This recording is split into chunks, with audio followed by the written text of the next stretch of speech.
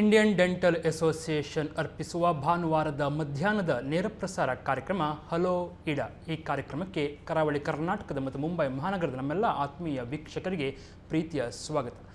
ದೇಹದ ಸೌಂದರ್ಯವನ್ನು ಹೆಚ್ಚಿಸುವುದು ಮುಖದ ಸೌಂದರ್ಯವನ್ನು ಹೆಚ್ಚಿಸುವುದು ನಮ್ಮ ದಂತ ಪಂಕ್ತಿಗಳು. ಅದಕ್ಕೆ ಆಸರೆಯಾಗಿರುವುದು ವಸಡುಗಳು. ಅದರ ಆರೋಗ್ಯ, ವಸಡುಗಳ ಸಂರಕ್ಷಣೆ ಮತ್ತು ಯಾವ ರೀತಿಯಲ್ಲಿ ಅದು ನಮ್ಮ ಒಳಗಿನ ಮುಖದ ಬಾಯಿಯ ಒಳಗಿನ ಸೌಂದರ್ಯವನ್ನು ಹೆಚ್ಚಿಸುತ್ತದೆ ಎನ್ನುವುದಕ್ಕೆ ನಾವು ವಸಡುಗಳನ್ನು ಎಷ್ಟರ ಮಟ್ಟಿಗೆ ಕಾಪಾಡಿಕೊಳ್ಳುತ್ತೇವೆ, ಅದರ ಆರೋಗ್ಯವನ್ನು ಎಷ್ಟರ ಮಟ್ಟಿಗೆ ನೋಡಿಕೊಳ್ಳುತ್ತೇವೆ ಅನ್ನೋದು ಕೂಡ ಬಹಳ ಮುಖ್ಯ. ವಸಡಿನಲ್ಲಿ ಸೌಂದರ್ಯ ಹೆಚ್ಚಿಸುವಂಥ ವಿಷಯಗಳು ಇದೆ. ಅದೇ ರೀತಿಯಲ್ಲಿ ವಸಡಿಗೆ ಆಗುವಂಥ ಪಾಚಿ ಅಥವಾ ವಿಚಾರಗಳು ಕೂಡ ವಸಡನ್ನು ಬಹಳ ಕೆಟ್ಟದಾಗಿ ನಮ್ಮನ್ನು ಬಿಂಬಿಸುವಂತೆ ಕೂಡ ಮಾಡುತ್ತೆ. ಆದ್ದರಿಂದ ಹೇಗೆ ವಸಡುಗಳ ಆರೋಗ್ಯವನ್ನು ಕಾಪಾಡಿಕೊಳ್ಳುವುದು ಹೇಗೆ, ಈ ಬಗ್ಗೆ ನಮಗೆ ಹೆಚ್ಚಿನ ಮಾಹಿತಿ ಕೊಡಲಿಕ್ಕೆ ಇವತ್ತು ನಮ್ಮೊಂದಿಗಿದ್ದಾರೆ ಡಾಕ್ಟರ್ ಅಮಿತಾ ರಮೇಶ್ ಅವರು, professor AB Shetty dental college Deralakatte Mangaluru, department of periodontics. ಇವರು ಈ ಕಾರ್ಯಕ್ರಮಕ್ಕೆ ನಾನು ಅವರನ್ನು ಪ್ರೀತಿಯಿಂದ ಸ್ವಾಗತಿಸ್ತೇನೆ. ನಮಸ್ಕಾರ ಮೇಡಮ್. ನಮಸ್ಕಾರ ಮೇಡಮ್. ಭಾಳ ಪ್ರಮುಖವಾಗಿ ಈ ದಂತ ಪಂಕ್ತಿಯಲ್ಲಿ ನಾವು ಪಾಚಿ ಅಂತ ಏನು ಕರಿತೇವೆ, ಅದು ಇದ್ರೇ ಒಂದು ರೀತಿಯಲ್ಲಿ ಕೆಟ್ಟ. ಬಹುಶಃ ನಾನು ಅದನ್ನು ಒಂದು ಸ್ಲೈಡನ್ನು ತೋರಿಸುವಂಥ ಪ್ರಯತ್ನವನ್ನು ಮಾಡ್ತೇವೆ ನಿಮ್ಮ TV ಸ್ಕ್ರೀನ್ ಮೇಲೆ. ನಿಮಗೆ ಇನ್ನಷ್ಟು ನಮ್ಮ ವೀಕ್ಷಕರಿಗೆ ಅದರ ಒಂದು ಕಲ್ಪನೆ ಭಾಳ ಸ್ಪಷ್ಟವಾಗಿ ಮೂಡಲಿಕ್ಕೆ ಸಾಕು. ಏನು ಹೇಳಲಿಕ್ಕೆ ಇಷ್ಟಪಡ್ತೀವಿ ಮೇಡಮ್? ದಂತಪಾಚಿ ಅಂತ ಹೇಳಿದ್ರೆ ಈಗ ನಾವು ರೋಗಾಣುಗಳು ನಾವು ತಿನ್ನುವ ಅಂಶದಲ್ಲಿ ಅದು ಅದರೊಟ್ಟಿಗೆ ಸೇರಿಕೊಂಡು ಪ್ರೋಟೀನ್ ಅಂತ ಸೇರಿಕೊಂಡು ಒಂದು ಬಯೋಫಿಲ್ಮ್ ಆಗಿ ದಂತದ ಮೇಲೆ ಫಾರ್ಮ್ ಮಾಡ್ತದೆ, ಒಂದು ಲೇಯರ್ ಫಾರ್ಮ್ ಮಾಡ್ತದೆ. ಅದಕ್ಕೆ ನಾವು ದಂತಪಾಚಿ ಅಂತ ಹೇಳ್ತೇವೆ. ಅದು ಅಲ್ಲೇ ಬಿಟ್ಟರೆ ಅದು ಗಮ್ಸಿಗೆ ಕಿರಿಕಿರಿ ಮಾಡಿ ಅದು ಜಿಂಜೈವಲ್ ಇನ್ಫ್ಲಮೇಷನ್, ರಕ್ತಸ್ರಾವ ಉಂಟು ಮಾಡುತ್ತದೆ. ಸೊ ಅದನ್ನು ತೆಗೆಯುವುದು ಅಗತ್ಯ. ಅದು ಮಾತ್ರ ಅಲ್ಲ, ಅದು ಬಾಯಿನ ದುರ್ವಾಸನೆಗೆ ಒಂದು ಕಾರಣವಾಗಬಹುದು. ಹೌದು. ಅಂದರೆ ಹೇಗೆ ತೆಗೆಯುವುದಂತ ಹೇಳಿದ್ರೆ ತೆಗೆಯುವುದಂತ ಹೇಳಿದ್ರೆ ನಾವು ಸ್ಕೇಲಿಂಗ್ ಮತ್ತು ರೂಟ್ ಪ್ಲೇನಿಂಗ್ ಹೇಳ್ತೇವೆ. ಈಗ ಬಸಡು ಸ್ವಚ್ಛತೆ ಮಾಡುವುದು, ಕ್ಲೀನಿಂಗ್, ಅದು ನಾವು ಕೈಯಲ್ಲಿ ಮಾಡ್ತೇವೆ ಅಥವಾ ಅಲ್ಟ್ರಾಸೋನಿಕ್ ಸ್ಕೇಲರ್ ಅಂತ ಯೂಸ್ ಮಾಡ್ತೇವೆ ಅದನ್ನು ತೆಗಿಲಿಕ್ಕೋಸ್ಕರ. ಓಕೆ. ಸೊ ಹೇಗೆ ಒಬ್ಬ ವ್ಯಕ್ತಿಗೆ ಅದು ಬಂದರೆ ಅದನ್ನು ಯಾವ ರೀತಿಯಲ್ಲ ಅಥವಾ ನಿಮ್ಮ ಹತ್ರ ಬಂದು ನೇರವಾಗಿ? ಹೌದು, ಅವರು ಬಂದು ಹೇಳ್ತಾರೆ ಅಲ್ಲಿ ತುಂಬ ಡೆಪಾಸಿಟ್ ಉಂಟು, ಬಾಯಿ ದುರ್ವಾಸನೆ ಬರ್ತದೆ ಅಂಥದ್ದೆಲ್ಲ ಒಂದು ವಿಷಯಗಳು ಬಂದು ಹೇಳ್ತಾರೆ. ಸೊ ಹಾಗೆ ನಾವು ಚೆಕ್ ಮಾಡುವಾಗ ತುಂಬ ಡೆಪಾಸಿಟ್ಸ್ ಎಲ್ಲ ಇರ್ತದೆ. ಸೊ ಅದನ್ನು ತೆಗೆಯುವಂಥದ್ದು. ತೆಗೆಯದಿದ್ದರೆ ತುಂಬ ಪ್ರಾಬ್ಲಮ್ ಉಂಟಾಗಿ, ಈಗ ರಕ್ತಸ್ರಾವ ಗಮ್ಸಲ್ಲಿ ಉಂಟಾಗ್ತದೆ, ಅದು ಪೆರಿಯೋಡಾಂಟೈಟಿಸ್ ಉಂಟಾಗ್ತದೆ, ಗಮ್ಸಲ್ಲಿ ಪೆರಿಯೋಡಾಂಟ್ ಲ್ಯಾಪ್ಸಸ್ ಅಂತ ಹೇಳ್ತೇವೆ, ಅದು ಫಾರ್ಮ್ ಆಗ್ಬೋದು. ಸೊ ಅದೆಲ್ಲ ಹೌದು, ತೆಗೆಯದಿದ್ರೆ ಡೇಂಜರ್. ಎಲುಬನ್ನು ತಿಂದು ಬಿಡ್ತದೆ, ಅದು ಅಲ್ವೆಲ್ಲ ಬೋನ್ ಲಾಸ್ ಆಗ್ತದೆ. ಸೊ ಹಲ್ಲು ಲೂಸ್ ಆಗಿ ಹಲ್ಲು ಬಿದ್ದೋಗುವಂಥ ಸಾಧ್ಯತೆಗಳಿವೆ. ಓಕೆ, ನಾವು ಮತ್ತೊಮ್ಮೆ ಇನ್ನೊಂದು ಫೋಟೋವನ್ನು ಮುಂದಿನದು ನೋಡಿಕೊಂಡು ಬರೋಣ. ಸೊ ಇದಕ್ಕೂ ಅದೇ ಪ್ರಾಬ್ಲಮ್. ಇದರಲ್ಲಿ ನೋಡಿ ಬ್ಲೀಡಿಂಗ್ ಕಾಣ್ತಾ ಉಂಟು, ಅದು ಗಮ್ಸಲ್ಲಿ. ಸೊ ತುಂಬ ರಕ್ತಸ್ರಾವ ಕಾಣ್ಬೋದು ಇದರಲ್ಲಿ. ಸೊ ರಕ್ತಸ್ರಾವಕ್ಕೆ ತುಂಬ ಕಾರಣಗಳಿವೆ. ಇದು ಬರೀ ಒಂದು ದಂತಪಾಚಿಯಿಂದಲ್ಲ. ಈಗ ಸಿಸ್ಟಮಿಕ್ ಕಂಡೀಷನ್ ಅಂತ ಹೇಳ್ತೇವೆ, ಪ್ರೆಗ್ನೆನ್ಸಿಯಲ್ಲಿ ದಂತಪಾಚಿ ಇರ್ತದೆ, ಬಹು ಕಡಿಮೆ ಇರ್ತದೆ. ಮಾತ್ರ ಇದು ಹಾರ್ಮೋನ್ಸ್ ಈಸ್ಟ್ರೋಜನ್ ಮತ್ತು ಪ್ರೊಜೆಸ್ಟ್ರಾನ್ ಅಂತ ಇರ್ತವೆ ಪ್ರೆಗ್ನೆನ್ಸಿಯಲ್ಲಿ. ಅದು ರಕ್ತವನ್ನು ಜಾಸ್ತಿ ಮಾಡ್ತದೆ, ಬ್ಲಡ್ ವೆಸಲ್ಸನ್ನು ಪ್ರಾಲಿಫರೇಟ್ ಮಾಡ್ತದೆ. ಸೊ ಅಂಥದ್ದೆಲ್ಲ ಪ್ರಾಬ್ಲಮ್ಸ್ ಉಂಟಾಗಿ ಜಾಸ್ತಿ ರಕ್ತಸ್ರಾವ ಉಂಟಾಗ್ತದೆ. ಈ ದಂತಪಾಚಿ ಅದು ಅಗ್ರವೇಟ್ ಮಾಡ್ತದೆ ಈ ಕಂಡೀಷನನ್ನು. ಸೊ ಅದು ಬಹು ಅಗತ್ಯ ಪ್ರೆಗ್ನೆನ್ಸಿಯಲ್ಲಿ ಆ ದಂತಪಾಚಿಯನ್ನು ತೆಗೆಯುವಂಥದ್ದು. ಸೊ ಇನ್ನೊಂದು ಹೈಪರ್ ಟೆನ್ಷನ್, ಬ್ಲಡ್ ಪ್ರೆಷರಲ್ಲಿ ಸಹ ಅದೇ ಪ್ರಾಬ್ಲಮ್. ಬ್ಲಡ್ ಪ್ರೆಷರಲ್ಲಿ ಸಹ ಹಾಗೆ ಇರ್ತದೆ, ಬ್ಲಡ್ ಪ್ರೆಷರಲ್ಲಿ ಜಾಸ್ತಿ ಪ್ರಾಬ್ಲಮ್ ಬರ್ತದೆ. ಈಗ ಬ್ಲಡ್ ಪ್ರೆಷರ್ ಜಾಸ್ತಿ ಆಗಿ ರಕ್ತಸ್ರಾವ ಜಾಸ್ತಿ ಉಂಟು ಮಾಡ್ತದೆ. ಮತ್ತು ಇದು ರಕ್ತ ಕಣಗಳ ತೊಂದರೆ ಇದ್ದರೆ ಕೂಡ ಹೀಗೆ ರಕ್ತಸ್ರಾವ ಜಾಸ್ತಿ ಆಗ್ತದೆ. ಸೊ ಇದೆಲ್ಲ ಬೇರೆ ಬೇರೆ ಕಾರಣಗಳು ರಕ್ತಸ್ರಾವ ಜಾಸ್ತಿ ಮಾಡೋದಕ್ಕೆ. ಓಕೆ. ಸೊ ರಕ್ತಸ್ರಾವ ನಿಲ್ಲಿಸಬೇಕಾದ್ರೆ ಒಂದೇ ಪರಿಹಾರ ಒಂದು ಅಂತ ಹೇಳಿದ್ರೆ ದಂತಪಾಚಿಯನ್ನು ತೆಗೆಯುವಂಥದ್ದು ಏನಾದರೂ ಕಂಡ್ರೆ ನಮಗೆ. ಅದಲ್ಲದಿದ್ದರೆ ಈಗ ಪ್ರೆಗ್ನೆನ್ಸಿಲಿ ಏನಾದಿದ್ದರೆ ಅದಕ್ಕೆ ನಾವು ಸ್ಕೇಲಿಂಗ್ ಮಾಡಲೇಬೇಕು. ಮತ್ತು ನಾವೊಂದು ಇದು ಗೈನಕಾಲಜಿಸ್ಟನ್ನು ಕನ್ಸಲ್ಟ್ ಮಾಡ್ಬೋದು. ಫರ್ದರ್ ಹಾರ್ಮೋನಲ್ ಇಂಬ್ಯಾಲೆನ್ಸ್ ಏನಾದರೂ ಇದ್ದರೆ ಅದಕ್ಕೆ ನಾವು ಮಾಡ್ಬೋದು. ಸೊ ಏನಾದರೂ ಬ್ಲಡ್ ಪ್ರೆಷರ್ ಇದ್ದರೆ ನಾವು ಫಿಸಿಷಿಯನ್ಸನ್ನು ಕಾಂಟ್ಯಾಕ್ಟ್ ಮಾಡ್ಬೋದು ಅದನ್ನು ತಡೆಗಟ್ಟುವಿಕೆಗೆ, ಬ್ಲಡ್ ಪ್ರೆಷರನ್ನು ಕಡಿಮೆ ಮಾಡುವುದಕ್ಕೆ. ಹಾಗೆಲ್ಲ ಮಾಡಿದಲ್ಲಿ ರಕ್ತಸ್ರಾವ ಕಡಿಮೆ ಆಗ್ತದೆ. ಓಕೆ. ಹಾಗಾದರೆ ನೇರವಾಗಿ ರಕ್ತಸ್ರಾವ ಬರ್ತಾ ಉಂಟು ಅಂತ ಹೇಳಿ ನಿಜಲ್ಲೇ ಪ್ರಾಬ್ಲಮ್ ಉಂಟು ಅಂತ? ಹೌದು, ನಿಜಲ್ಲೇ ಪ್ರಾಬ್ಲಮ್ ಉಂಟು. ಅದೇ we say that oral health is a mirror of systemic disease ಅಂತ. ಸೊ ಓರಲ್ ಹೆಲ್ತಲ್ಲಿ ನಮಗೆ ಏನಾದರೂ ಚಿಕ್ಕದಿದೀಗ ನಾವೇ ಕೆಲವೊಮ್ಮೆ ಡಯಾಗ್ನೋಸ್ ಮಾಡ್ಬೋದು ಈಗ ಸಿಸ್ಟಮಿಕ್ ಪ್ರಾಬ್ಲಮನ್ನು. ಏನು ಬ್ಲಡ್ ಟೆಸ್ಟ್ ಮಾಡದೆ ನಮಗೆ ಗೊತ್ತಾಗ್ಬೋದು. ಈಗ ಅಂತ ಹೇಳಿದ್ರೆ ಮಲ್ಟಿಪಲ್ ಪೆರಿಡಾಂಟ್ ಲ್ಯಾಪ್ಸಸ್ ಇರ್ತದೆ ಕೆಲವರು ಬಾಯಲ್ಲಿ, ತುಂಬ ದಂತಪಾಚಿಯೂ ಇರ್ತದೆ. ಮಾತ್ರ ದಂತಪಾಚಿಯಲ್ಲಿ ಅಷ್ಟು ಪೆರಿಡಾಂಟ್ ಲ್ಯಾಪ್ಸಸ್ ಅಂತ ಹೇಳಿದ್ರೆ ರಶಿಯ ಗುಳ್ಳೆಗಳು ಬಾಯಲ್ಲಿ. ಸೊ ಅದಕ್ಕೆ ನಾವು ಅದು ನೋಡಿದ ಕೂಡಲೇ ನಮ್ಗೆ ಹೇಳ್ಬೋದು ಏನಾದರೂ ಸಿಸ್ಟಮಿಕ್ ಪ್ರಾಬ್ಲಮ್ ಉಂಟು ಇವರಿಗೆ. ಸೊ ಅದೊಂದು ಡಯಾಬಿಟಿಸ್ ಮಿಲಿಟಸ್ ಅಂತ ಉಂಟು. ಸೊ ಅದು ಅದರಲ್ಲಿ ಹೀಗೆ ಬರ್ತದೆ, ಮಲ್ಟಿಪಲ್ ಪೆರಿಡಾಂಟಲ್ ಆಬ್ಸೆಸ್. ಸೊ ಹಾಗೆ ನಾವು ಬರೀ ನೋಡಿದ್ರಲ್ಲೇ ಗಮ್ಸ್ ನೋಡಿದಲ್ಲೇ ನಮಗೆ ಡಯಾಗ್ನೋಸಿಸ್ ಕೊಡ್ಬೋದು. ಅಷ್ಟು ಇಂಪಾರ್ಟೆಂಟ್ ಓರಲ್ ಹೆಲ್ತ್. ಪ್ರೆಗ್ನೆಂಟ್ ಅಂದರೆ ಇದು ಯಾರು ಪ್ರೆಗ್ನೆಂಟ್ ಆಗಿರ್ತಾರೆ ಅವರಿಗೆ ಸ್ವಲ್ಪ ಹೆಚ್ಚು. ಹೌದು, ಅವರನ್ಸ ನಮಗೆ ನೋಡುವಾಗ ಗೊತ್ತಾಗ್ತದೆ ಅಂತ. ಹೆಚ್ಚು ದಂತಪಾಚಿಗಳು ಇರುವುದಿಲ್ಲ ಅವರ ಬಾಯಲ್ಲೆಲ್ಲ, ಬರೀ ಸ್ವಲ್ಪ ಗಮ್ಸ್ ಎಲ್ಲ ಸ್ವಲ್ಪ ಊದಿಕೊಂಡಿರ್ತವೆ, ಸ್ವಲ್ಪ ರಕ್ತಸ್ರಾವ ಈಗ ನೋಡಿದ್ರಲ್ಲ ಅಂಥ ಟೈಪ್, ಅದು ರಕ್ತಸ್ರಾವ ಇರ್ತದೆ. ಸೊ ಅದು ನಮಗೆ ಹಾಗೇನಾದರೂ ನಮಗೆ ಕಂಡ ಕೂಡಲೇ ಮತ್ತೆ ನಾವೊಂದು ಪ್ರೆಗ್ನೆನ್ಸಿ ಇದ್ದೀರಾ ಅಂತ ಕೇಳ್ತೇವೆ ನಾವು. ಪ್ರೆಗ್ನೆನ್ಸಿ ಏನಾದರೂ ಉಂಟಾ ಅಂತ ನಾವು ಕೇಳ್ತೇವೆ. ಸೊ ಅವರಿಗೆ ಸ್ವಲ್ಪ ಹೆಚ್ಚಿನ ಕೇರ್. ಹೌದು, ಅವ್ರು ಹೆಚ್ಚಿನ ಕೇರ್ ತಗೊಳ್ಬೇಕು. 3 ಮಂತ್ಸಿಗೊಮ್ಮೆ ಚೆಕಪ್ಪಿಗೆ ಬರಬೇಕು, ದಂತಪಾಚಿಯನ್ನು ತೆಗಿಬೇಕು. ಅದಿದ್ರಲ್ಲಿ ಎಲ್ಲ ರಕ್ತಸ್ರಾವ ಎಲ್ಲ ಕಡಿಮೆ ಆಗ್ಬೋದು. ಮತ್ತು ಕೆಲವೊಮ್ಮೆ ಪ್ರೆಗ್ನೆನ್ಸಿ ಟ್ಯೂಮರ್ ಅಂತ ಫಾರ್ಮ್ ಆಗ್ತದೆ, ಅದು ಜಾಸ್ತಿ ಊದುವಿಕೆ. ಈಗ ದಂತಪಾಚಿಯಿಂದ ಜಾಸ್ತಿ ಊದುವಿಕೆ ಆಗ್ತದೆ ಗಮ್ಸಲ್ಲಿ, ಅದಕ್ಕೆ ನಾವು ಪ್ರೆಗ್ನೆನ್ಸಿ ಟ್ಯೂಮರ್ ಅಂತ ಹೇಳ್ತೇವೆ. ಅದಕ್ಕೆ ನಮ್ಗೆ ಎಂತ ಮಾಡಲಿಕ್ಕೆ ಆಗೋದಿಲ್ಲ ಪ್ರೆಗ್ನೆನ್ಸಿಲಿ, ಮಾತ್ರ ಪ್ರೆಗ್ನೆನ್ಸಿ ಡೆಲಿವರಿ ಆದ ಮೇಲೆ ಅದೆಲ್ಲ ಕಡಿಮೆ ಆಗುವಂಥದ್ದು. ಮತ್ತು ಏನಾದರೂ ಉಳಿದ ಅಂಶ ಇದ್ದರೆ ಅದನ್ನು ನಾವು ಜಿಂಜವೆಕ್ಟಮಿ ಏನಾದರೂ ಮಾಡಿ ಅದನ್ನು ನಾವು ಸಮ ಮಾಡ್ತೇವೆ ಗಮ್ಸನ್ನು, ವಸಡನ್ನು. ಹಾಗಾದರೆ ವಸಡುಗಳು ಊದಲಿಕ್ಕೆ ಏನು ಕಾರಣ ಅಂತ ಹೇಳ್ತೀವಿ? ಊದಲಿಕ್ಕೆ ಕಾರಣ ಹಲವಾರಿದೆ. ಒಂದು ಅಂತ ಹೇಳಿದ್ರೆ ದಂತಪಾಚಿ, ಈಗ ನಾನು ಹೇಳಿದೆ ಅದರಿಂದಲೇ ಇರುವಂಥದ್ದು. ಇನ್ನೊಂದು ನಾನು ಸಿಸ್ಟಮಿಕ್ ಕಂಡೀಷನ್ ಅಂತ ಪ್ರೆಗ್ನೆನ್ಸಿ ಅಂತ ಹೇಳಿದೆ, ಅದರೊಂದು. ಇನ್ನೊಂದು ಇದು ನಾವು ಈಗ ಡ್ರಗ್ಸ್ ಯೂಸ್ ಮಾಡ್ತೇವೆ, ಇದು ಯಾವುದಕ್ಕೆ ಬ್ಲಡ್ ಪ್ರೆಷರಿಗೆ ಕ್ಯಾಲ್ಶಿಯಂ ಚಾನೆಲ್ ಬ್ಲಾಕರ್ಸ್ ಯೂಸ್ ಮಾಡ್ತೇವೆ, ನೆಫಿಡಪಿನ್ ಅಂತ. ಅದರಿಂದಾಗಿ ವಸಡು ಊದುವಿಕೆ ಆಗಬಹುದು. ಫಿಟ್ಸಿಗೆ ಯೂಸ್ ಮಾಡೋ ಮೆಡಿಸಿನ್ ಉಂಟಲ್ಲ ಫಿನೆಟಯಾನ್, ಅದರಿಂದಾಗಿ ಸಹ ಗಮ್ಸ್ ಊದುವಿಕೆ ಆಗುವ ಚಾನ್ಸಸ್ ಉಂಟು. ಅಂದರೆ ಬೇರೆದಕ್ಕೆ ತೆಗೆದುಕೊಂಡ ಮದ್ದು ಇದಕ್ಕೆ ಇಲ್ಲ, ಬೇರೆ ಅದಕ್ಕೆ ತಗೊಳ್ಳೋ ಮದ್ದು. ಈಗ ಫಿಟ್ಸಿಗೆ ತಗೊಳ್ತೇವೆ ಫಿನೆಟಾಯಿನ್ ಅಂತ, ಅದರಿಂದಾಗಿ ಕೆಲವೊಮ್ಮೆ ಹೀಗೆ ಊದ್ತದೆ, ನಿಜಿ ಊದುವ ಸಾಧ್ಯತೆ ಇದೆ. ಸೊ ಹಾಗೇನಾದ್ರೂ ಇದ್ರೆ ನಾವು ಸೀದಾ ಇದು ಫಿಸಿಷಿಯನ್ಗೆ ಕಳಿಸಿ ಆ ಮದ್ದನ್ನು ಸಬ್ಸ್ಟಿಟ್ಯೂಟ್ ಮಾಡೋದು, ಬೇರೆ ಮದ್ದಿಗೆ ಚೇಂಜ್ ಮಾಡುವಂತಹದ್ದು. ನಾವು ಇನ್ನೊಂದು ಫೋಟೋ ಸ್ಲೈಡ್ ನೋಡುವಂಥ ಪ್ರಯತ್ನ ಮಾಡ್ತೇವೆ. ಸೊ ಇದನ್ನು ಹೇಗೆ ವಿವರಿಸ್ತೀರಿ ಮೇಡಮ್? ಇದು ಆ್ಯಕ್ಚುಲಿ ಇಟ್ಸ್ ಪೆರಿಕೊರೊನೈಟಿಸ್ ಅಂತ ಹೇಳ್ತೇವೆ. ನೋಡಿ, ಅದೊಂದು ಕಾಣ್ತದೆ, ಅದು ಲಾಸ್ಟ್ ಮೋಲಾರ್ ಉಂಟಲ್ಲ, 3rd ಮೋಲಾರಲ್ಲಿ ಒಂದು ಇದುಂಟು, ಗಮ್ಸ್ ಇದು ಕವಚದಾಗೆ ಉಂಟು. ಅದು 3rd ಮೋಲಾರಲ್ಲಿ ಎಂತ ಆಗ್ತದೆ ಅಂತ, ಅಲ್ಲಿ ಊಟ ಸಿಕ್ಕಿಕೊಂಡು ತುಂಬ ಗಮ್ಸಿಗೆ ತೊಂದರೆ ಕೊಡ್ತದೆ. ಗಮ್ಸಿಗೆ ಇನ್ಫ್ಲಮೇಷನ್ ಮಾಡಿಕೊಂಡು ಗಮ್ಸಲ್ಲಿ ಊದುವಿಕೆ, ಮತ್ತು ಸ್ಪ್ರೆಡ್ ಆಗೋದು, ಫುಲ್ ಲಿಂಫ್ ನೋಟ್ಸಿಗೆಲ್ಲ ಸ್ಪ್ರೆಡ್ ಆಗುವಂಥದ್ದು. ಸೊ 3rd ಮೋಲಾರ್ ಇದು, ಅದಕ್ಕೆ ನಾವು ಪೆರಿಕೊರೊನೈಟಿಸ್ ಹೇಳ್ತೇವೆ. ಸೊ ಅದಕ್ಕೆಂತ ಮಾಡ್ತೇವೆ ಹೇಳಿದರೆ, ಒಂದು ಒಪಕ್ಯುಲೆಕ್ಟಮಿ ಅಂತ ಪ್ರೊಸೀಜರ್ ಉಂಟು. ಅದು ನಾವು 3rd ಮೋಲಾರ್ ಇದು ಹಿಂದೆದೊಂದು ಫ್ಲ್ಯಾಪನ್ನು ಅದನ್ನು ನಾವು ತೆಗಿತೇವೆ. ಸೊ ಅದಾದಮೇಲೆ ಆಫ್ಟರ್ ಅಂತ ಉಂಟಲ್ಲ, ಅದು ತೆಗೆದ ಮೇಲೆದು ಚಿತ್ರ. ಓಕೆ. ಸೊ ಇದು ಸಾಮಾನ್ಯವಾಗಿ ಎಷ್ಟು ಜನರಿಗೊಮ್ಮೆ ಬರ್ತಂತ? ಅದು ಆ್ಯಕ್ಚುಲಿ ಬರೋದು 3rd ಮೋಲಾರ್ ಬರುವ ಟೈಮಲ್ಲಿ, ಯೂಶ್ವಲಿ ಈಗ between 18 to 25 years we can say. So during that age ಈ ಪ್ರಾಬ್ಲಮ್ ಬರ್ತದೆ, ಪೆರಿಕೊರೊನೈಟಿಸ್. ಅದು ಒಪಕ್ಯುಲಮ್ ಅಂತ ಹೇಳ್ತೇವೆ. ಸೊ ವಸಡು ಊದುವಿಕೆಗೆ ಯಾವ ರೀತಿಯ ಚಿಕಿತ್ಸೆ ಉಂಟು? ವಸಡು ಊದುವಿಕೆಗೆ ನಾವು ಫಸ್ಟ್ ಆಫ್ ಆಲ್ ನಾನು ಹೇಳಿದಾಗ ಅದು ದಂತಪಾಚಿಯನ್ನು ತೆಗೆಯುವಂಥದ್ದು. ಮತ್ತು ಇನ್ನೊಂದು ಇದು ಏನಾದರೂ ಡ್ರಗ್ಸ್, ಏನಾದರೂ ಫಿನೆಟಾನ್, ಸೋಡಿಯಂ ಅಥವಾ ನೆಫಿಡಪಿನ್, ಕ್ಯಾಲ್ಶಿಯಂ ಚಾನೆಲ್ ಬ್ಲಾಕರ್ಸಿಂದ ದಂತ ಊದುವಿಕೆ ಇದ್ದರೆ, ಈಗ ನಿಜಿ ಊದುವಿಕೆ ಇದ್ದರೆ, ದಂತದ ನಿಜಿ ಊದುವಿಕೆಗೆ ಇದ್ದರೆ ಅದಕ್ಕೆ ಟ್ರೀಟ್ಮೆಂಟ್ ಮಾಡುವಂಥ, ಅದರ ಟ್ಯಾಬ್ಲೆಟನ್ನು ಚೇಂಜ್ ಮಾಡುವಂಥದ್ದು ಅದು. ಮತ್ತು ಪ್ರೆಗ್ನೆನ್ಸಿ ಆದ ತನ್ನಷ್ಟಕ್ಕೆ ಅದಕ್ಕೆ ಹೇಗೂ ದಂತಪಾಚಿಯನ್ನು ತೆಗಿಲೇಬೇಕು ಆ ಟೈಮಲ್ಲಿ. ಸೊ ಅದೆಲ್ಲ ಸರಿಪಡುವಿಕೆ ಮಾಡುವಂಥದ್ದು. ನಾವು ನೆಕ್ಸ್ಟ್ ಫೋಟೋ ನೋಡ್ತೇವೆ. ಇದು ದಂತಪಾಚಿ. ನೋಡಿ, ಅದೆಂತ ಅಂತ ಹೇಳಿದ್ರೆ, ಇದಕ್ಕೆ ನಾವು ಕ್ಯಾಲ್ಕ್ಯುಲಸ್ ಅಂತ ಹೇಳ್ತೇವೆ. ಈಗ ದಂತಪಾಚಿ ಇದು ಪ್ಲಾಕ್ ಉಂಟಲ್ಲ, ಅದು ಎಂಜಿಲಲ್ಲಿರುವ ಕ್ಯಾಲ್ಶಿಯಂ ಒಟ್ಟಿಗೆಲ್ಲ ಸೇರಿ ಅದು ಡೆಂಟಲ್ ಕ್ಯಾಲ್ಕ್ಯುಲಸ್ ಅಂತ ಫಾರ್ಮ್ ಆಗ್ತದೆ. ಸೊ ಅದೆಂತ ಆಗ್ತದೆ ಅಂತ, ಆ ಕ್ಯಾಲ್ಕ್ಯುಲಸ್ ಫಾರ್ಮದಲ್ಲಿ ನಿಜಿ ಹಿಂಜರಿತ ಆಗ್ತದೆ. ನೋಡಿದ್ರಾ? ನಿಜಿ ಹಿಂಜರಿತ ಆಗ್ತದೆ. ಸೊ ಅಂಥದ್ದೆಲ್ಲ ಪ್ರಾಬ್ಲಮ್ಸ್ ಬರ್ತದೆ. ನಿಜಿ ಹಿಂಜರಿತ ಆದ ಕೂಡಲೇ ನಿಜ ಎತ್ತಿದ್ರೆ ಇನಾಮೆಲ್ ಅದು ತುಂಬ ತೆಳುವುದು, ಅದು ಬ್ರಷಿಂಗಿಗೆ ಸವಿದೋಗಿ ಡೆಂಟಿನಲ್ ಹೈಪರ್ ಸೆನ್ಸಿಟಿವಿಟಿ ಆಗ್ತದೆ. ಸೊ ಅದೆಲ್ಲ ಪ್ರಾಬ್ಲಮ್ಸ್ ಉಂಟು. ಸೊ ಅದಕ್ಕೆ ನಾವು ಆ ದಂತಪಾಚಿಯನ್ನು ತೆಗೆದು ಬೇರೆ ವಸಡಿಗೆ ಟ್ರೀಟ್ಮೆಂಟ್ ಕೊಡುವ ಸಾಧ್ಯತೆ ಇದೆ. ಸೊ ಈಗ ನಿಜೆಯನ್ನು ಕಳೆಗೆ ಮಾಡುವಂತಹದ್ದು, ಈಗ ನಾವು ಟಾರ್ನೋಸ್ ಟೆಕ್ನಿಕ್ ಹೇಳ್ತೀವಿ, ಕೊರ್ನಲ್ ಅಡ್ವಾನ್ಸ್ ಫ್ಲ್ಯಾಪ್. ಸೊ ಅದರಲ್ಲೆಲ್ಲ ನಾವು ಸರ್ಜರಿ ಮಾಡಿ ನಿಜೆಯನ್ನು ಕಳೆಗೆ ಮಾಡುವಂತಹದ್ದು. ಮತ್ತು graft, free gingival graft, connective tissue graft, ಅದೆಲ್ಲ ಮಾಡಿ ನಾವು ಮಾಡಬಹುದು. ಇದರಿಂದಾಗಿ ಏನಾದರೂ ನಮಗೆ ಯೂಶ್ವಲಿ ಇದು ತೆಗೆದ ಕೂಡಲೇ ಕಳೆಗೆ ಬರ್ತದೆ ಸ್ವಲ್ಪ ಮಟ್ಟಿಗೆ ನಿಜಿ, ಅದರ ಒರಿಜಿನಲ್ ಪೊಸಿಷನಿಗೆ ಬರುವಂತಹದ್ದು.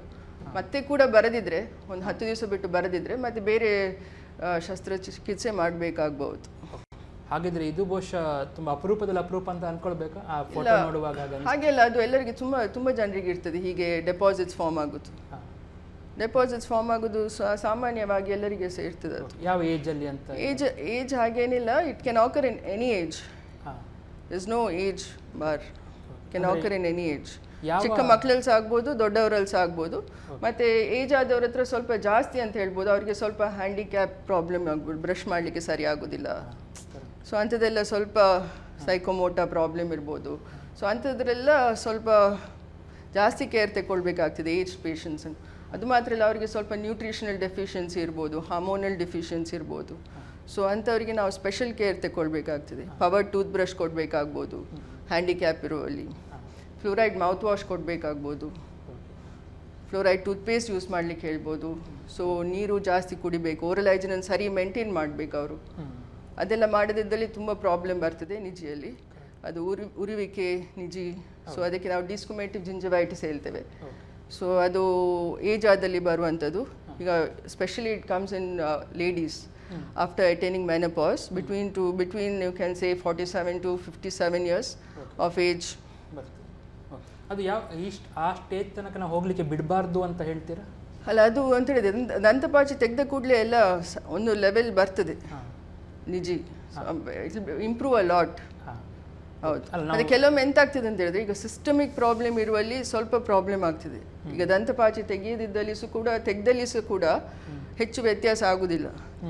ಯಾಕಂದರೆ ಸಿಸ್ಟಮಿಕ್ ಪ್ರಾಬ್ಲಮನ್ನು ಫಸ್ಟ್ ನಾವು ಟ್ರೀಟ್ ಮಾಡಬೇಕು.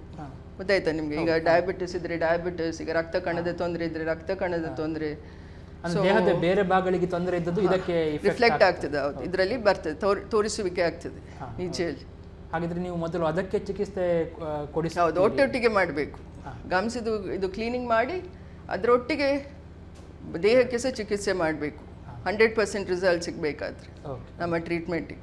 ಹಾಗಿದ್ರೆ ಬೇರೆ ಕಾಯಿಲೆಗಳು ಇದ್ದವರು ಸ್ವಲ್ಪ ಹೆಚ್ಚಿನ ಜಾಗ್ರತೆಯನ್ನು ವಹಿಸಬೇಕು. ಹೌದೌದು, ತುಂಬ ಜಾಗ್ರತೆ ವಹಿಸ್ಕೊಳ್ಬೇಕು ನಿಜ ವಿಷಯ. ಅದನ್ನು ನಾವು ಟೇಕನ್ ಫಾರ್ ಗ್ರಾಂಟೆಡ್ ಮಾಡಲಿಕ್ಕೆ ಇಲ್ಲ. ಯಾಕೆ ನಿಜೆಷ್ಟು ಇಂಪಾರ್ಟೆಂಟ್ ಯಾವುದಿಲ್ಲ ಅಂದರೆ, ಅದು ಬಾಯಲ್ಲಿರೋದು ಹಲ್ಲಿರೋದು ಚಂದ. ಸೊ ಅದು ಎಲುಬು ಬೇಕು. ದಂತಪಾಚಿ ತೆಗೆಯದಿದ್ದಲ್ಲಿ, ಜಾಸ್ತಿ ಕೇರ್ ತಗೊಳ್ಳದಿದ್ದಲ್ಲಿ ದಂತಪಾಚಿ ನಿಜೇನು ಕೊರಿತದೆ, ಅದರೊಟ್ಟಿಗೆ ಎಲುಬನ್ನು ಕೊರಿತದೆ, ಹಲ್ಲನ್ನು ಲೂಸ್ ಮಾಡ್ತದೆ, ಹಲ್ಲನ್ನು ಅಲ್ಲಾಡುವಂಥದ್ದಾಗಿ ಮಾಡ್ತದೆ. ಮತ್ತು ಹಲ್ಲು ಹೊರಬರುವ ಸಾಧ್ಯತೆ ಇದೆ. ಹಾಗಿದ್ರೆ ಇದು ವಸಡಿಗೆ ಸಮಸ್ಯೆ ಆಗೋ ಮೊದಲೇ ಬಂದರೆ ಒಳ್ಳೆಯದು ಅಂತ ಅನಿಸ್ತಾ? ಹೌದೌದು. ಚೆಕಪ್ಪಿಗೆ ಈಗ ನಾವು 3 months ಚೆಕಪ್ ಹೇಳ್ತೇವೆ. ಹೌದು, ಮೊದಲು 6 months ಇತ್ತು, ಈಗ 3 monthsಗೊಮ್ಮೆ ಚೆಕಪ್ಪಿಗೆ ಬಂದರೆ ಒಳ್ಳೆಯದು. ಹೇಗೆ ತಡೆಗಟ್ಟಬಹುದು ಅಂದರೆ ಯಾವ ರೀತಿಯಲ್ಲಿ ಆ ವ್ಯಕ್ತಿ ವಸಡಿಗೇನು ಪ್ರಾಬ್ಲಮ್ ಆಗದಾಗಿ ನೋಡಿಕೊಳ್ಬೋದು ಅಂತ? First of all maintain a very good oral hygiene. ಈಗ ಸರಿಯಾಗಿ ಬ್ರಷ್ ಮಾಡುವಂಥದ್ದು, 2 ಸತಿ ಬ್ರಷ್ ಮಾಡುವಂಥದ್ದು, ಬೆಳಗ್ಗೆ ಮತ್ತು ರಾತ್ರಿ. ಬೆಳಗ್ಗೆ ಬ್ರಷ್ ಮಾಡದಿದ್ರೂ ತೊಂದರೆ ಇಲ್ಲ, ಬಟ್ ರಾತ್ರಿ ವೆರಿ ಇಂಪಾರ್ಟೆಂಟ್. ರಾತ್ರಿ ಬ್ರಷ್ ಮಾಡಲೇಬೇಕು. ಯಾಕಂತ ಹೇಳಿದ್ರೆ ಎಂಜಿಲಿನ ಅಂಶ ಕಡಿಮೆ ರಾತ್ರಿ. ಸೊ ಮೋರ್ ಚಾನ್ಸಸ್ ಆಫ್ ಈಗ ವಸಡಿದು ಮತ್ತು ಹಲ್ಲಿನ ಪ್ರಾಬ್ಲಮ್ ಬರೋದು ಜಾಸ್ತಿ if you don't brush in the night. ಊಟ ಎಲ್ಲ ಸಿಕ್ಕಿಕೊಂಡು ಅದು ಗಮ್ಸಿದು ಪ್ರಾಬ್ಲಮ್ ಬಂದು ಅದು ಎಲುಬಿಗೆ ಹರಡಿ ಪೆರಿಯಡಾಂಟೈಟಿಸ್ ಆಗೋದು, ಮತ್ತು ರಶಿ ಶೇಖರಣೆ ಆಗೋದು, ಪೆರಿಡಾಂಟ್ ಲ್ಯಾಪ್ಸಸ್. ಸೊ ಅದಕ್ಕೆಲ್ಲ ರಾತ್ರಿ 2 ಸತಿ ಬ್ರಷ್ ಮಾಡಬೇಕು, ಬೆಳಗ್ಗೆ ಮತ್ತು ರಾತ್ರಿ. ಮತ್ತು ಮೌತ್ ವಾಷಸ್ ಯೂಸ್ ಮಾಡ್ಬೋದು, ಬೇರೆ mouthwashes, preferably chlorhexidine mouthwash which has got a broad spectrum antimicrobial action. ಮತ್ತು ಡೆಂಟಲ್ ಫ್ಲಾಸ್ ಯೂಸ್ ಮಾಡ್ಬೋದು, ಮತ್ತು proxa brush, interproximal brushes use ಮಾಡ್ಬೋದು ಕ್ಲೀನ್ ಮಾಡಲಿಕ್ಕೆ. ಸೊ ಮತ್ತು ಚೆಕಪ್ಪಿಗೆ 1 in 3 months ಬಂದರೆ ಒಳ್ಳೆಯದು. ನಾವು ನೆಕ್ಸ್ಟ್ ಫೋಟೋವನ್ನು ನೋಡುವ. ಇದು ಯಾವ ಪ್ರಾಬ್ಲಮ್? ಇದು ವಿಟಮಿನ್ ಸಿ ಡೆಫಿಷಿಯನ್ಸಿ ಹೇಳ್ತೇವೆ. ಈಗ ನ್ಯೂಟ್ರಿಷನಲ್ ಡೆಫಿಷಿಯನ್ಸಿ ಅಂತ ಹೇಳ್ತೇವೆ. ಅದು ಕೆಲವರಿಗೆ ವಿಟಮಿನ್ ಸಿ ಡೆಫಿಷಿಯನ್ಸಿ ಆಗಿ ಗಮ್ಸಲ್ಲಿ ಊದುವಿಕೆ ಕಾಣಿಕೊಳ್ಳುವುದು. ಸೊ ಅದರ ಚಿತ್ರ, ಅದಕ್ಕೆ ನಾವು ಸ್ಕರ್ವಿ ಅಂತ ಹೇಳ್ತೇವೆ. ಹೌದು, ಅದು ಅಂತ ಹೇಳಿದ್ರೆ ಅದು ವಿಟಮಿನ್ ಸಿಗೆ ತುಂಬ ಮಹತ್ವ ಉಂಟು. ಅದು ನಮ್ಮ ನ್ಯೂಟ್ರೋಫಿಲ್ಸ್, ಬ್ಲಡ್ಡಿನ ರಕ್ತ ಕಣಗಳನ್ನು, ಕಿಮೋಟ್ಯಾಕ್ಸಸನ್ನು ಕಂಟ್ರೋಲ್ ಮಾಡುವಂತಹದ್ದು.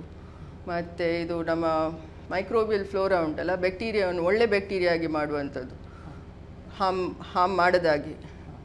ಅದೆಲ್ಲ ಇದು ಉಂಟು ಅದಕ್ಕೆ. ಸೊ ಅದೆಲ್ಲ ಈಗ ವಿಟಮಿನ್ ಸಿ ಇಲ್ಲ ಅಂತ ಆದರೆ ನಮ್ಮ ದೇಹದಲ್ಲಿ ಈಗ ಯೂಶ್ವಲಿ ಅದು ಎಂತ ಆಗ್ತದೆ ಅಂತ ಹೇಳಿದ್ರೆ, ಈಗ ಗಮ್ ಊದುವಿಕೆ, ರಕ್ತಸ್ರಾವ ಉಂಟಾಗೋದು, ಆಲ್ಮೋಸ್ಟ್ ಡೀಪ್ ಬ್ಲೂ ಕಲರ್ ಬರ್ತದೆ ನಿಜಿ ಹೊಸಡು. ಸೊ ಹಾಗೆ ಬಿಟ್ಟಲ್ಲಿ ಹಾಗೆ ನಾವು ಟ್ರೀಟ್ ಮಾಡೋದಲ್ಲಿ ಅದು ಹಲ್ಲು ಲೂಸ್ ಆಗಿ ಹಲ್ಲು ಬೀಳುವಂಥದ್ದು. ಸೊ ಅದು ವಿಟಮಿನ್ ಸಿ ಹಾಗೇನಾದರೂ ಡೆಫಿಷಿಯನ್ಸಿ ಇದ್ದರೆ ಫಸ್ಟ್ ಅದಕ್ಕೆ ಟ್ರೀಟ್ಮೆಂಟ್ ಮಾಡಬೇಕು. ಅಲಾಂಗ್ ವಿತ್ ದ್ಯಾಟ್ ಇದು ಸ್ಕೇಲಿಂಗ್ ಮಾಡಬೇಕು, ಡೆಂಟಲ್ ಇದು ದಂತಪಾಚನ್ನು ತೆಗೆಯುವಂಥದ್ದು. ಸೊ ಎರಡು ಒಟ್ಟೊಟ್ಟಿಗೆ ಮಾಡಿದಲ್ಲಿ ಎಲ್ಲ ಸರಿ ಹೋಗ್ಬೋದು. Okay okay.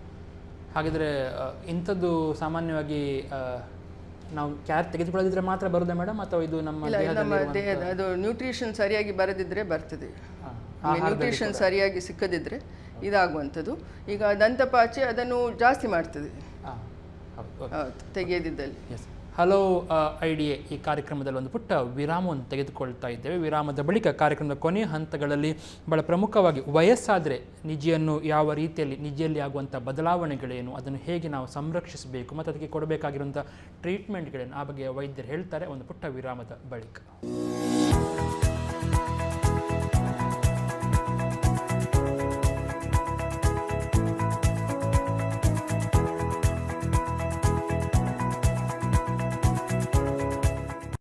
Indian dental association ಅರ್ಪಿಸುವ ಭಾನುವಾರದ ಮಧ್ಯಾಹ್ನದ ನೇರ ಪ್ರಸಾರ ಕಾರ್ಯಕ್ರಮ ಹಲೋ ಐಡಿಎ. ಈ ಕಾರ್ಯಕ್ರಮದಲ್ಲಿ ಇವತ್ತು ನಮಗೆ ಡಾಕ್ಟರ್ ಅಮಿತಾ ರಮೇಶ್ ಅವರಿದ್ದ. ನಾವು ಅದೇ ಕೇಳ್ತಾ ಇದ್ವಿ ಯಾವ ರೀತಿಯಲ್ಲಿ ಒಸಡಿಗೆ ಸಂಬಂಧಪಟ್ಟಂತಹ ಸಮಸ್ಯೆಗಳು ಮತ್ತು ಅದಕ್ಕೆ ಆಗುವಂಥ ಪರಿಹಾರಗಳು. ಮೇಡಮ್, ಈಗ ನಿಜಿ ಹಿಂಜರಿತ ಅಥವಾ ಹಿಂದಕ್ಕೆ ಹೋಗುವುದಕ್ಕೆ ಏನು ಹೇಳ್ತದೆ, ಏನು ಕಾರಣ? ಅದಕ್ಕೆ ನಾವು ಜಿಂಜಾವಲ್ ರಿಸೆಷನ್ ಅಂತ ಹೇಳ್ತೇವೆ.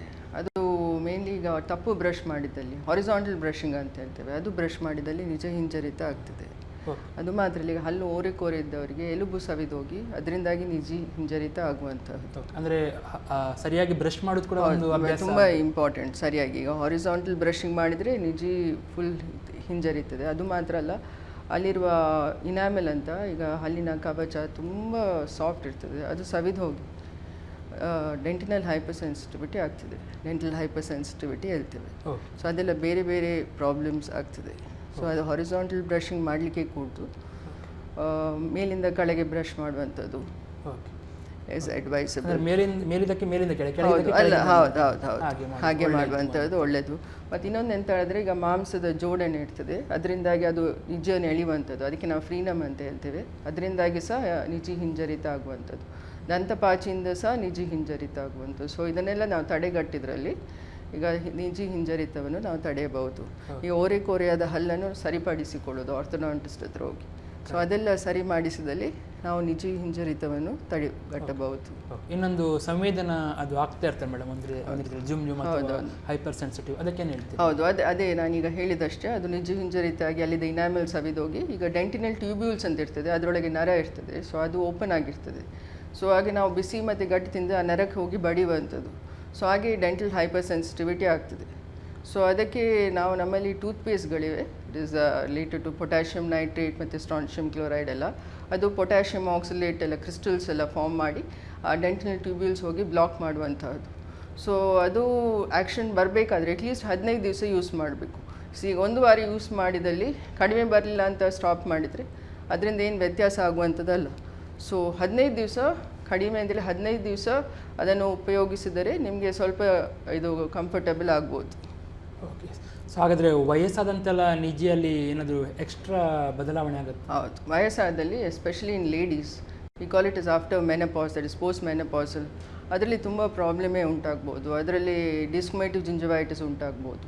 ಈಗ ಬಾಯಲ್ಲಿ ಎಂಜಿಲ್ ಕಡಿಮೆ ಆಗ್ಬೋದು. ಸೊ ಅದರಿಂದಾಗಿ ಹಲವು ಪ್ರಾಬ್ಲಮ್ ಉಂಟಾಗ್ಬೋದು ಈ ಓಲ್ಡ್ ಏಜಲ್ಲಿ. It is especially in ladies. Oestrogen ಕೆರಟಿನೈಸೇಷನಲ್ಲಿ ಇಂಪಾರ್ಟೆಂಟ್ ಉಂಟು, ಪ್ಲಸ್ ಎಲುಬು ಗಟ್ಟಿ ಮಾಡೋದ್ರಲ್ಲಿ ಇಂಪಾರ್ಟೆಂಟ್ ಉಂಟು.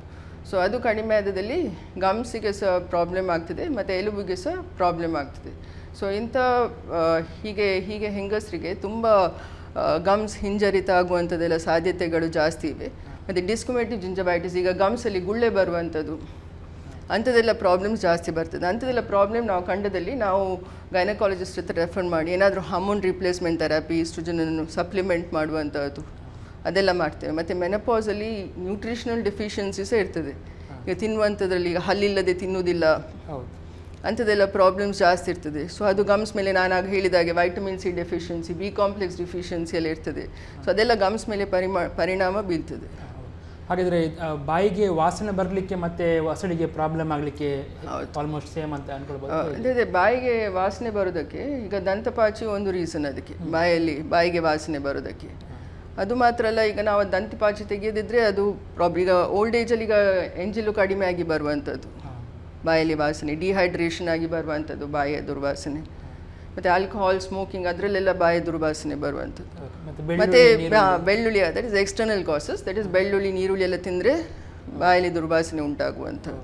ಸೊ ಇದಕ್ಕೆ ನಾವು ಈಗ ಸರಿ ನೀರು ಕುಡಿಯುವಂಥದ್ದು, ಸ್ಮೋಕಿಂಗ್ ಮತ್ತು ಆಲ್ಕೋಹಾಲ್ ಮಾಡಬಾರ್ದು. ಸೊ ಅದೆಲ್ಲ ನಾವು ಹೇಳ್ತೇವೆ. ಸೊ ಮೌತ್ ವಾಶ್ ಯೂಸ್ ಮಾಡಲಿಕ್ಕೆ, ಫ್ಲೂರೈಡ್ ಯೂಸ್ ಮಾಡಲಿಕ್ಕೆ, ಯಾಕಂದರೆ ಎಂಜಲ್ ಕಡಿಮೆ ಆಗಿರ್ತದೆ. ಸೊ ಅದೆಲ್ಲ ನಾವು ಅವರಿಗೆ ಹೇಳ್ತೇವೆ. ಸೊ ಗಂಡಸರಿ ಮತ್ತು ಹೆಂಗಸರಿಗೆ ಇಬ್ಬರಿಗೂ ಬರುವಂಥ ಸಮಸ್ಯೆ ಅಂತ ಅಂದ್ಕೊಳ್ಬೋದಾ ಮೇಡಮ್? ದುರ್ವಾಸನೆ ಇಬ್ಬರಿಗೂ ಬರುವಂಥ ಸಮಸ್ಯೆ, yes, can come for both. Related to dental plaque, ಈಗ ಡೆಂಟಲ್ ಪ್ಲಾಕಿಂದಾಗಿ ಮೇನ್ ಬರುವಂಥದ್ದು ದಂತಪಾಚಿಂದಾಗಿ. ಮತ್ತು ಅದು ಮಾತ್ರ ಅಲ್ಲ, ಈಗ ದುರ್ವಾಸನೆ ಬರುವುದು ಇಂಟರ್ನಲ್ ಕಾಸಸ್ಸೇ ಇರ್ತದೆ. ಈಗ ಕಿಡ್ನಿ ಡಿಸಾರ್ಡರ್ಸಲ್ಲಿ ಅಮೋನಿಯಾ ಸ್ಮೆಲ್ ಬರ್ತದೆ, ಡಯಾಬಿಟೀಸಲ್ಲಿ ಸ್ಮೆಲ್ ಬರ್ತದೆ. ಸೊ ಹಾಗೆ ಬೇರೆ ಬೇರೆ ರೀತಿಯ ಕೀಟೋನ್ ಸ್ಮೆಲ್ ಬರ್ತದೆ. ಸೊ ಹಾಗೆ ಬೇರೆ ಬೇರೆ ರೀತಿಯ ಕಾಯಿಲೆಗಳಿಗೂ ದುರ್ವಾಸನೆ ಬರುವ ಚಾನ್ಸಸ್ ಇದೆ. ಸೊ ಈ ಕಾಯಿಲೆಗಳನ್ನು ತಡೆಗಟ್ಟುವುದರಲ್ಲಿ ಇದೆಲ್ಲ ಸಮಸ್ಯೆ ಪರಿಹಾರವಾಗಬಹುದು. ಅಲಾಂಗ್ ವಿತ್ ದ್ಯಾಟ್ ದಂತಪಾಚಿ ಸಹ ತೆಗೆಯುವಂಥದ್ದು. ಸೊ ಈ ದಂತಪಾಚಿಯನ್ನು ಹಾಗೆ ನಾವು ಬಿಟ್ಟರೆ ಈ ಕಾಯಿಲೆಯನ್ನು ಜಾಸ್ತಿ ಮಾಡುವ ಸ್ಟಡೀಸ್ ಉಂಟು. ಸೊ ದಂತಪಾಚಿಯನ್ನು ತೆಗೆದು ಇದು ಕಂಟ್ರೋಲ್ ಮಾಡಲಿಕ್ಕೆ ಸುಲಭ ಅಂತ ಹೇಳ್ತಾರೆ, ಬೇರೆ ಬೇರೆ ಕಾಯಿಲೆಗಳನ್ನು. ಈಗ ಡಯಾಬಿಟಿಸ್ ಆಗಲಿ ಅದೆಲ್ಲ ಕಾಯಿಲೆಗಳನ್ನು ನಾವು ದಂತಪಾಚಿ ತೆಗೆದಲ್ಲಿ ಕಂಟ್ರೋಲ್ ಮಾಡಲಿಕ್ಕೆ ಸುಲಭ ಆಗ್ಬೋದು, ಶುಗರ್ ಕಂಟ್ರೋಲ್ ಮಾಡಲಿಕ್ಕೆ ಸುಲಭ ಆಗ್ಬೋದು ಅಂತ. ದಂತಪಾಚಿ ಹೆಚ್ಚಿದಷ್ಟು ಅದು ಇಂಡೈರೆಕ್ಟ್ ಆಗಿ ಅದಕ್ಕೂ ಪ್ರಾಬ್ಲಮ್ ಆಗ್ತದೆ. ಹೌದು. ಹಾಗಾದರೆ ಇವತ್ತು ಚಿಕಿತ್ಸೆಗೆ ಎಷ್ಟು ಟೈಮ್ ಹಿಡಿತದೆ ಮೇಡಮ್? ಯಾರ ಹತ್ರ ಬಂದರೆ ಅವರು ಎಷ್ಟು ಟೈಮ್ ತನಕ ಚಿಕಿತ್ಸೆಗೆ ಒಳಪಡಬೇಕಾಗತ್ತೆ ಅಂತ ಹೇಳ್ತೀವಿ? ಅದು ಡಿಪೆಂಡ್ಸ್ ಅಪಾನ್ ಈಚ್ ಪರ್ಸನ್. ಈಗ ಬರೀ ದಂತಪಾಚಿ ಏನಾದಿದ್ದರೆ ಅದು 1-2 ಸಿಟ್ಟಿಂಗಲ್ಲಿ ಮುಗೀತದೆ. ಈಗ ನಾವು ಸ್ಕೇಲಿಂಗ್ ಆ್ಯಂಡ್ ರೂಟ್ ಪ್ಲೇನಿಂಗ್ ಮಾಡ್ತೇವೆ, ಆದರೆ ಅದು 1-2 ಸತಿ ಬಂದರೆ ಮುಗೀತದೆ. ಈಗ ಸಿಸ್ಟಮಿಕ್ ಪ್ರಾಬ್ಲಮ್ ಇದ್ದರೆ, ಊದುವಿಕೆ ಇದ್ರಲ್ಲ, ಅದೆಲ್ಲ ಅವ್ರ ಹತ್ರ ಕನ್ಸಲ್ಟ್ ಮಾಡಿ, ಫಿಸಿಷಿಯನ್ಸನ್ನು ಕನ್ಸಲ್ಟ್ ಮಾಡಿ ವಾಪಸ್ ಬಂದು ನಾವು ಪುನಃ ಅದನ್ನು ಫಾಲೋ ಅಪ್ ಮಾಡ್ತೇವೆ. ನಾವು ಅದೆಲ್ಲ ಸರಿಯಾಗುವವರೆಗೆ ನಾವು ಫಾಲೋ ಅಪ್ ಮಾಡ್ತೇವೆ ಆ ಪೇಷಂಟನ್ನು, ದಂತ ಊದುವಿಕೆ ಕಡಿಮೆ ಆಗುವವರೆಗೆ. ಸೊ ಯಾವ ವಯಸ್ಸಿನಲ್ಲಿ ಬಂದರೆ ಕೂಡ ಅದು ಸಾಮಾನ್ಯ, ಅಂದರೆ ಚಿಕ್ಕ ಮಕ್ಕಳಿಗೆ ಅಥವಾ ಮಧ್ಯ ವಯಸ್ಸಿನವ್ರಿಗೆ ಅಂತ ಹಾಗೇನಿಲ್ಲ, ಯಾವತ್ತೂ ಯಾರಿಗೂ ಬರ್ಬೋದು ಅಂತ ಹೇಳ್ತಾರೆ ದಂತಪಾಚಿ? ಹೌದು, ಯಾರಿಗೂ ಬರ್ಬೋದು. ಹೌದು, ಯಾರಿಗೂ ಸರಿ ಬ್ರಷ್ ಮಾಡಿದ್ರಲ್ಲಿ ಯಾರಿಗೂ ಬರ್ಬೋದು ದಂತಪಾಚಿ. ಲೈಫ್ ಸ್ಟೈಲ್ ಏನಾದರೂ ಬದಲಾವಣೆ? ಹೌದು, I think this lot of changes in the life style ನಾವು. ಸೊ ಆ ಜಂಕ್ ಫುಡ್ ಇದರಿಂದಾಗಿ, ಅದರೆಲ್ಲ ಫೈನ್ ಕಾರ್ಬೋಹೈಡ್ರೇಟ್ಸ್, ಅದರಿಂದಾಗಿ ಪ್ಲಾಕ್ ಫಾರ್ಮೇಷನ್ ಜಾಸ್ತಿ ಆಗ್ಬೋದು. So life style changes and fibrous food ಕಡಿಮೆ ಆದದಲ್ಲಿ ದಂತಪಾಚಿ ಫಾರ್ಮ್ ಆಗೋದು. ಸೊ ಈಗಿನ ತಿನ್ನುವ ಜಂಕ್ ಫುಡಲ್ಲಿ ಫೈಬ್ರಸ್ ಅಂಶ ಕಡಿಮೆ, ಫೈಬರ್ಗಳು. ಸೊ ಹಾಗೆ ದಂತಪಾಚಿ ಜಾಸ್ತಿ ಎಕ್ಯುಮುಲೇಟ್ ಆಗೋದು ಹಲ್ಲುಗಳಲ್ಲಿ. ಸೊ ಅದರಿಂದಾಗಿ ಗಮ್ಮಿಗೆ ಇರಿಟೇಷನ್ ಆಗಿ ಗಮ್ಸಲ್ಲಿ ಊದುವಿಕೆ, ರಕ್ತಸ್ರಾವ ಎಲ್ಲ ಉಂಟಾಗ್ಬೋದು. ಅದರಿಂದ ಹಲ್ಲಿಗೆ ಕೂಡ ಪ್ರಾಬ್ಲಮ್ ಆಗ್ತದೆ? ಹಲ್ಲಿಗೂ ಕೂಡ ಪ್ರಾಬ್ಲಮ್ ಆಗ್ತದೆ. ಇದು ಬೋನಿಗೆ ಎಫೆಕ್ಟ್ ಆದ ಕೂಡಲೇ ಹಲ್ಲು ಲೂಸ್ ಆಗುವಂಥದ್ದು. ಸೊ ಹಲ್ಲಿಗೆ ಡಿಕೇಸ್ ಆಗ್ಬೋದು, ಹಲ್ಲು ಹಾಳಾಗೋದು. ಕೊನೆಯದಾಗಿ ಏನಾದರೂ ವೀಕ್ಷಕರಿಗೆ ಕಿವಿ ಮಾತು ಹೇಳಲಿಕ್ಕೆ ಇಷ್ಟ? ಸೊ ಒಂದಂತ ಹೇಳಿದರೆ ಸರಿಯಾಗಿ ಬ್ರಷ್ ಮಾಡುವಂಥದ್ದು, ಸರಿಯಾದ ರೀತಿಯಲ್ಲಿ ಬ್ರಷ್ ಮಾಡೋದು, ಅದು ಅಡ್ಡ ಬ್ರಷ್ ಮಾಡದೇ ಇರುವುದು, ಮೇಲಿಂದ ಕೆಳಗೆ ಬ್ರಷ್ ಮಾಡುವಂಥದ್ದು. ಅದಕ್ಕೆ ನಾವು ಮಾಡಿಫೈಡ್ ಬಾಸ್ ಟೆಕ್ನಿಕ್ ಹೇಳ್ತೇವೆ ನಮ್ಮ ಇದರಲ್ಲಿ. ಮತ್ತು ಇನ್ನೊಂದೆಂತ ಅಂತ ಹೇಳಿದ್ರೆ ಸರಿಯಾಗಿ ಬಾಯಿ ಮುಕ್ಕುಳಿಸೋದು ಪ್ರತಿ ಸತಿ ತಿಂದ ಊಟದ ಮೇಲೆ. ಮತ್ತು ರಾತ್ರಿ ಮಲಗೋ ಮೊದಲು ಬ್ರಷ್ ಮಾಡುವಂಥದ್ದು, ಅದು 45 ಮಿನಿಟ್ಸ್ ಬಿಟ್ಟು ಮೌತ್ ವಾಶ್ ಯೂಸ್ ಮಾಡುವಂಥದ್ದು. ಯಾಕಂತ ಹೇಳಿದ್ರೆ ಇದು ಮೌತ್ ವಾಶಲ್ಲಿ ಕ್ಯಾಟಯಾನಿಕ್ ಇರ್ತದೆ, ಮತ್ತು brushing sodium lauryl sulphate anionic ಇರ್ತದೆ. ಸೊ ಅದು ನ್ಯೂಟ್ರಲ್ ಮಾಡ್ತದೆ. So we give a 45 minutes gap after using mouth wash to do the brushing. So ಅದೆಲ್ಲ ಫಾಲೋ ಮಾಡಬೇಕಾಗ. ಒಟ್ಟಿನಲ್ಲಿ ವೀಕ್ಷಕರೇ, ಒಸಡಿನ ಆರೋಗ್ಯ, ಒಸಡಿನ ಸಂರಕ್ಷಣೆ ಮತ್ತು ಒಸಡು ಯಾವ ರೀತಿಯಲ್ಲಿ ಯಾವುದೇ ಸಮಸ್ಯೆಗೆ ಒಳಗಾಗದಂತೆ ಕಾಯ್ದುಕೊಳ್ಳುವಂಥ ಬಹಳ ಗುರುತರ ಜವಾಬ್ದಾರಿ ನಮ್ಮ ಮೇಲೆ ಇರುತ್ತೆ. ಅದು ಯಾವ ರೀತಿಯಲ್ಲಿ ನಾವು ಮಾಡಬೇಕು ಮತ್ತು ಸಮಸ್ಯೆ ಬಂದಾಗ ನಾವು ಅದನ್ನು ಹೇಗೆ ಎದುರಿಸಬೇಕು ಅಂತೇಳಿ ನಮಗೆ ವಿವರವಾಗಿ ಮಾಹಿತಿ ಕೊಟ್ಟಿರುವಂಥ ಡಾಕ್ಟರ್ ಅಮಿತಾ ರಮೇಶ್ ಅವರಿಗೆ ನಮ್ಮ ಟಿವಿಯ ಪರವಾಗಿ ಮತ್ತು ನಮ್ಮೆಲ್ಲ ವೀಕ್ಷಕರ ಪರವಾಗಿ ಆತ್ಮೀಯವಾಗಿರುವಂಥ ಧನ್ಯವಾದ. Thank you very much. ನಮಸ್ಕಾರ. ಇವತ್ತಿನ ಹಲೋ IDA ಕಾರ್ಯಕ್ರಮ ಮುಂದಿನ ಭಾನುವಾರ ಮಧ್ಯಾಹ್ನ 1:30ಕ್ಕೆ ಮತ್ತೊಮ್ಮೆ ಹಲೋ IDA ಕಾರ್ಯಕ್ರಮದಲ್ಲಿ ಭೇಟಿಯಾಗೋಣ. ಅಲ್ಲಿವರೆಗೆ ನಮಸ್ಕಾರ. ಎಲ್ರಿಗೂ ಭಾನುವಾರದ ಶುಭಾಶಯಗಳು.